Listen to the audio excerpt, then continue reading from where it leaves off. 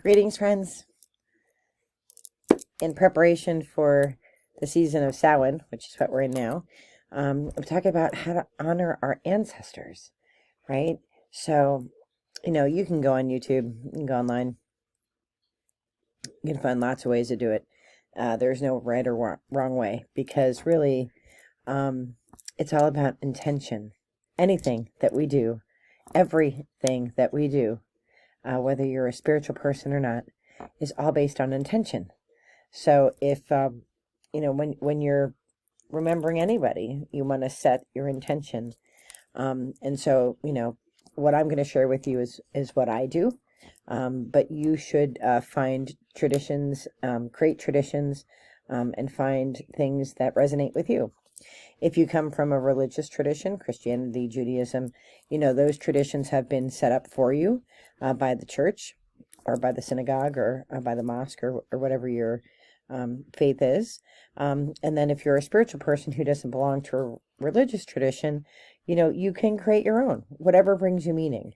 So I am not the authority on all things Celtic. I am not the authority on all things Druid.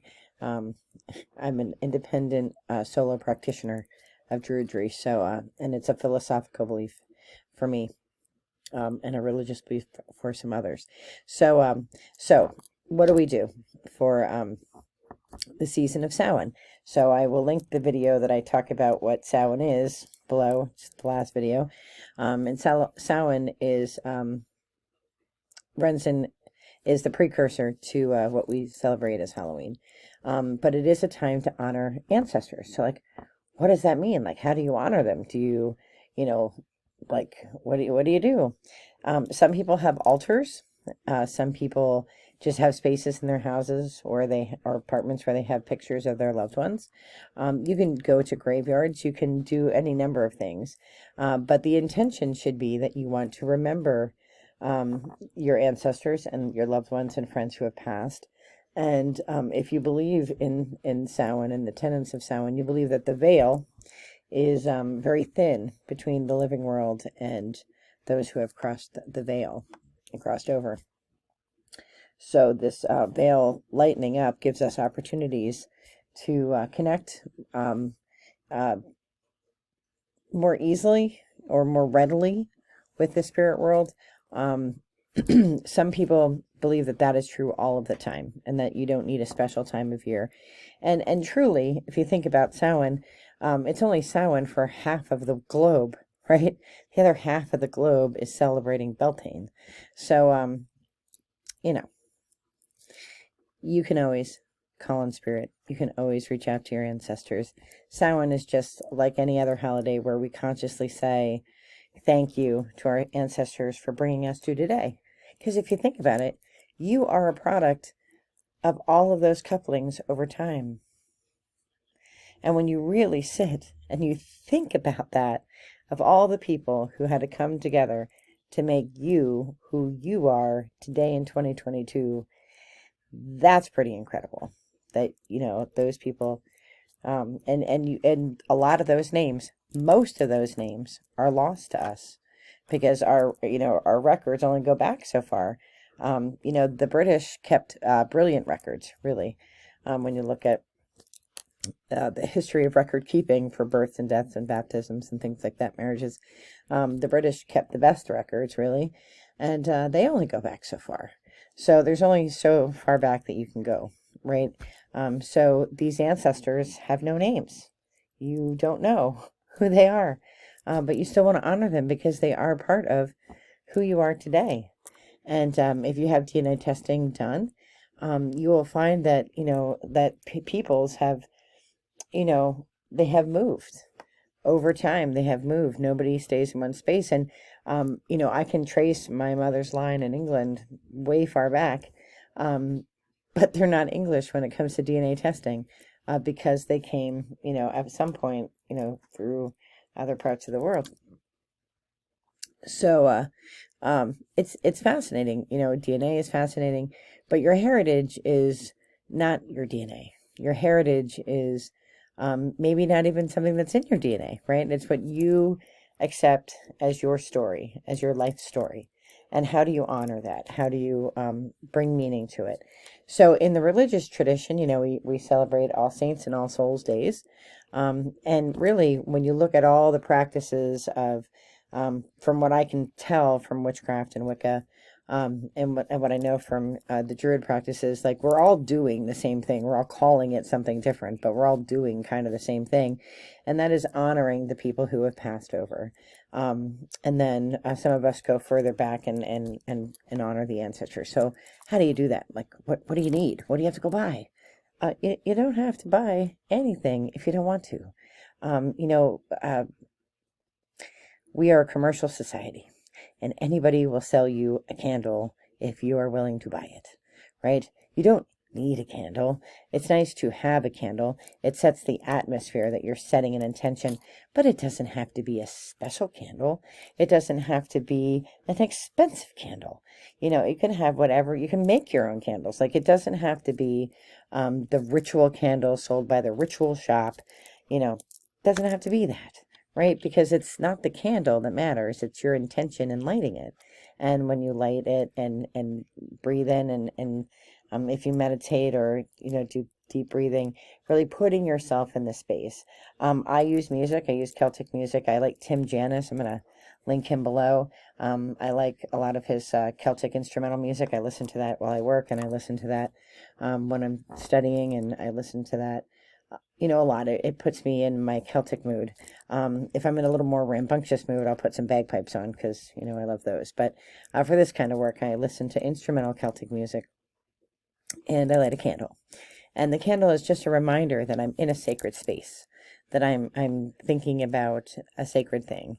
And just like in church, when they light the candles at the beginning of the church service, it's not like they just, like in the Anglican church, I'm not an expert in all churches, but in Anglican churches and Lutheran churches and Roman Catholic churches that I've been in, there's somebody who goes and lights the candle, and, they're playing organ music, and it's like, this is a sign. This is your time to, quit chatting on with your friends and, quit playing on your phone. This is focus time. So I'm assuming that similar traditions happen in other religious traditions, right? So the candle gets lit, you're focused on what you're doing.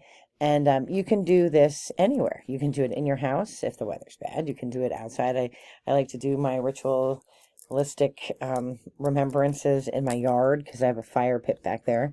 But there have been times when it has rained and I've had to use, something, like a pot. And I take the time to write everybody's name that has passed. And unfortunately for me, it's a lot of people. Like most of my family has passed on. I have a brother and his family, but my parents are gone, my grandparents are gone, my uncles and aunts are gone.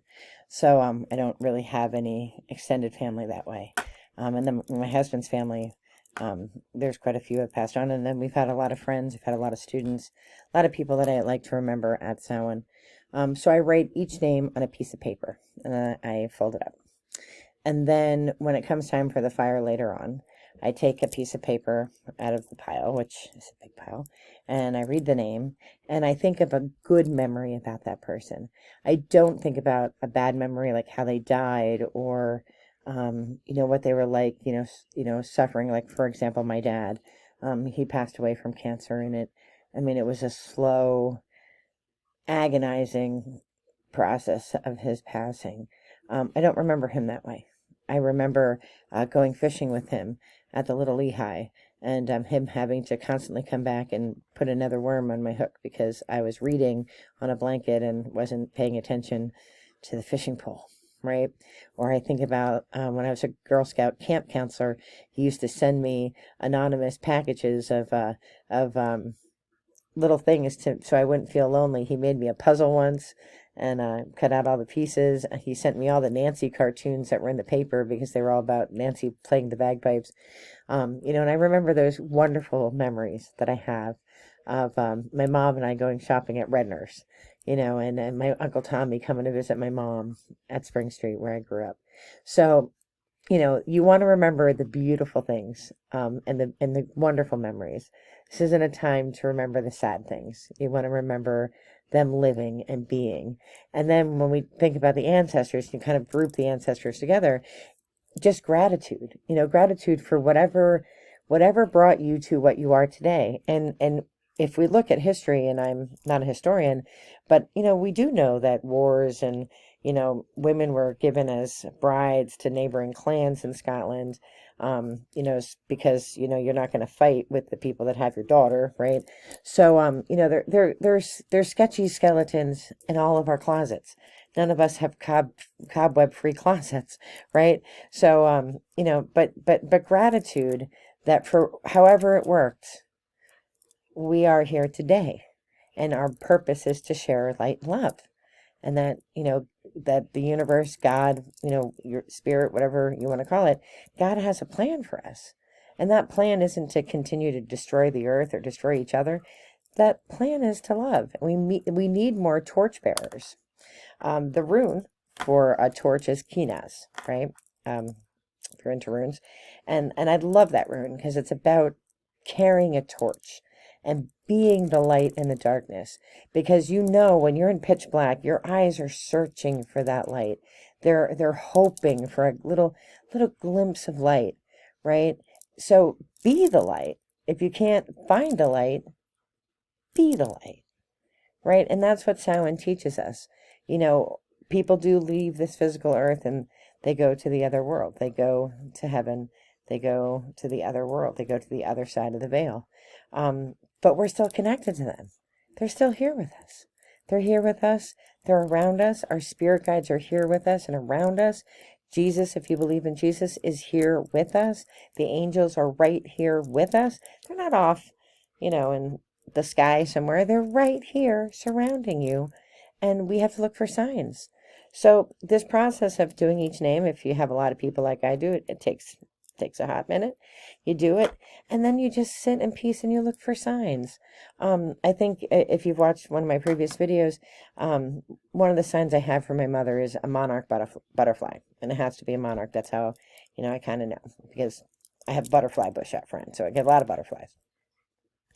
So, and I'm sitting out front, I see these monarch butterflies. They're like, well, I have a butterfly bush. It stands to reason I'm going to have butterflies. But I'm sitting in the back where there is not a butterfly bush and nothing there that would attract a butterfly, because there's no vegetation right where I was sitting. And I'm recording one of these videos, and this giant, and I mean like this honker of a monarch, is flying on the other side of my laptop. Like flying around, make sure I saw it, and then flew off. I was like, that's my mama. My mama came to say hi. So look for the signs. Look for the signs of spirit. And don't be afraid. Don't be afraid of spirit. We've turned Halloween into the scary, scary holiday, but Samhain is reverence. It's remembrance. It's loving, and remembering the people that have gone before. There are all kinds of other traditions. There's something called a dumb supper, where you eat in silence so that you can allow for spirit to come in. My relatives were not quiet people, so I don't do the dumb supper, but we do have a special meal, and we put an extra plate out, and we invite all of our loved ones to come and join us for dinner. And, they get everything. We actually put out fancy plates that night. Most of the time we don't use fancy plates, but we put out the fancy plates for our loved ones. And we do a shot of whiskey, because I'm Scottish, and we do a shot of whiskey in remembrance of our family. And, we are thankful for the beauty that they had in our lives. And so it's somber, but it's also a celebration of the beautiful impact they had on this earth when they were physically here, and a reminder to us that they're always here with us. Like I said, there's a million other traditions that you can do. Adopt the ones that make sense to you. Different traditions have different rituals. Druids have rituals. Witches have rituals.